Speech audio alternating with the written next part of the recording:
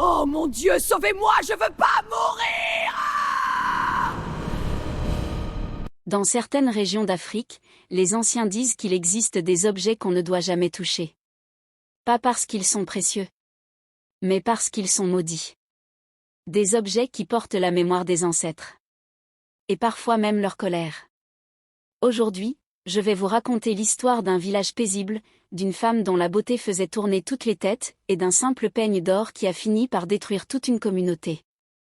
Mais avant de commencer cette histoire, si vous aimez les contes africains, les légendes mystérieuses et les histoires qui donnent des frissons, pensez à vous abonner à la chaîne Voix d'Afrique et à activer la cloche pour ne manquer aucune nouvelle histoire. Maintenant, écoutez attentivement. Il y a très longtemps, au cœur d'une vallée entourée de forêts épaisses, se trouvait un petit village appelé Okaven.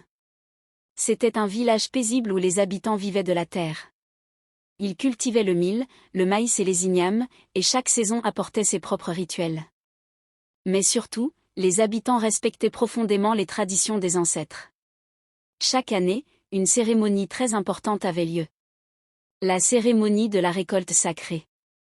Pendant cette cérémonie, tout le village se réunissait pour remercier les esprits protecteurs pour les récoltes abondantes. Les anciens répétaient toujours la même phrase. Tant que nous respectons les lois des ancêtres, le village restera protégé.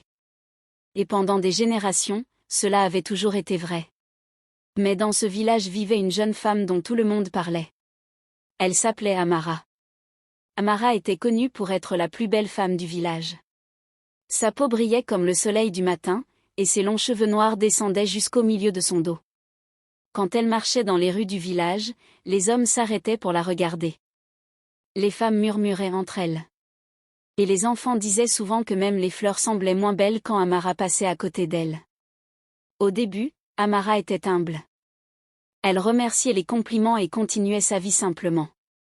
Mais avec le temps, quelque chose commença à changer. Plus les gens parlaient de sa beauté, plus son cœur se remplissait d'orgueil. Elle commença à croire qu'elle était différente. Qu'elle était spéciale. Et surtout, qu'aucune règle ne pouvait vraiment s'appliquer à elle. Un jour, après la mort de sa grand-mère, Amara entra dans la vieille maison familiale. La maison était sombre et silencieuse. La poussière recouvrait les meubles, et l'air sentait le bois ancien. En fouillant dans un vieux coffre en bois, elle trouva un tissu rouge soigneusement plié. Curieuse, elle le déplia. Et à l'intérieur, se trouvait un objet magnifique. Un peigne en or pur. Il brillait même dans l'obscurité. Le manche était décoré de symboles anciens gravés dans le métal. Amara resta immobile pendant quelques secondes. Elle n'avait jamais vu un bijou aussi beau. Elle murmura doucement. Ce peigne est parfait pour moi. Mais lorsque les anciens du village virent l'objet, leur réaction fut immédiate. Leur visage devint grave. Le plus vieux des anciens s'approcha lentement et dit d'une voix calme. Ce peigne appartient aux ancêtres. Personne ne doit jamais le porter. Amara fronça les sourcils. Pourquoi? L'ancien répondit. Parce que ce peigne n'est pas un simple bijou. C'est un sceau qui garde une ancienne malédiction enfermée. Puis il ajouta. Si quelqu'un le porte pendant la cérémonie sacrée, la malédiction se réveillera. Amara soupira. Pour elle, tout cela ressemblait simplement à des histoires pour faire peur aux enfants. Elle remercia poliment les anciens, mais au fond d'elle, elle ne croyait pas un seul mot de ce qu'ils venaient de dire. Et vous, dites-moi en commentaire, est-ce que vous auriez écouté les anciens, ou vous auriez fait comme Amara? Quelques semaines plus tard, le jour de la grande cérémonie arriva. Tout le village se rassembla dans le chant sacré. Les tambours résonnaient lentement dans l'air chaud. Les anciens portaient leurs vêtements traditionnels, et les familles se tenaient autour du grand feu. Il existait une règle très importante pendant cette cérémonie. Personne ne devait porter d'ornements dans les cheveux. Les anciens appelaient cela la loi des cheveux nus. Selon la tradition, la beauté devait rester simple devant les esprits. Tout le monde respectait cette règle. Tout le monde, sauf Amara. Ce matin-là, elle se regarda longuement dans un petit miroir en cuivre. Puis elle prit le peigne d'or. Et elle le plaça fièrement dans ses cheveux. Elle murmura. Aujourd'hui, tout le monde verra à quel point je suis magnifique. Quand Amara arriva dans le champ sacré, la cérémonie avait déjà commencé. Les chants remplissaient l'air. Puis quelqu'un la vit. Une femme laissa échapper un cri de surprise. Tout le monde se tourna. Et dans la lumière du soleil, le peigne d'or brillait dans les cheveux d'Amara. Le silence tomba immédiatement sur la foule. Le chef des anciens s'avança lentement. Ses yeux étaient remplis d'inquiétude. Il murmura. Amara, enlève ce peigne immédiatement. Mais Amara resta immobile. Elle sourit. Ce n'est qu'un bijou. À cet instant, le vent se leva. Les tambours cessèrent de battre. Les nuages commencèrent à couvrir le ciel. Au début, rien d'autre ne se produisit. Amara se sentait fière d'avoir défié les traditions.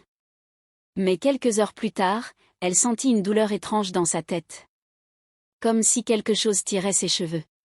Elle tenta d'enlever le peigne. Mais il ne bougeait plus. Il semblait collé à son cuir chevelu. La douleur devint brûlante. Puis quelque chose d'horrible se produisit. Ses cheveux commencèrent à tomber. Sa peau devint pâle. Son visage autrefois magnifique commença à se transformer. Ses yeux devinrent sombres. Et son ombre ne ressemblait plus à une ombre humaine. Les anciens comprirent immédiatement. La malédiction venait de se réveiller. Mais la malédiction ne s'arrêta pas là. Quelques jours plus tard, des choses étranges commencèrent à arriver dans le village. Les récoltes commencèrent à mourir. Les animaux tombèrent malades. L'eau des puits devint trouble. Les familles commencèrent à se disputer. La paix qui existait depuis des générations disparaissait peu à peu. Les anciens organisèrent des rituels pour demander pardon aux ancêtres. Ils chantèrent toute la nuit. Ils firent des sacrifices. Mais rien ne changea. Parce que la loi sacrée avait été brisée. Pendant ce temps, Amara devenait de plus en plus méconnaissable. Sa beauté avait complètement disparu. Les villageois avaient peur d'elle. Certains disaient que le peigne absorbait sa beauté, comme s'il se nourrissait de son orgueil. Une nuit, Amara quitta le village et entra dans la forêt sombre. Personne ne la revit jamais. Mais certains chasseurs affirment avoir aperçu une silhouette étrange dans les arbres. Une silhouette sombre. Avec un éclat doré dans les cheveux. Après sa disparition, les anciens retrouvèrent finalement le peigne près de la rivière sacrée. Ils creusèrent un trou profond dans la terre. Et ils enterrèrent l'objet. Le chef des anciens déclara alors que cet objet reste dans la terre pour toujours, et que cette histoire devienne un avertissement pour ceux qui oublient les lois des ancêtres. Avec le temps, le village retrouva la paix. Les récoltes revinrent. La vie reprit son cours, mais personne n'oublia jamais l'histoire d'Amara et du peigne d'or. Alors si cette histoire vous a plu, pensez à soutenir la chaîne Voix d'Afrique en laissant un like et en vous abonnant. Cela aide énormément la chaîne à continuer de partager d'autres contes africains mystérieux. Et dites-moi en commentaire, si vous aviez trouvé ce peigne d'or, l'auriez-vous porté? Car selon la légende, quelque part sous la terre, le peigne attend toujours. Et un jour, quelqu'un pourrait le trouver à nouveau.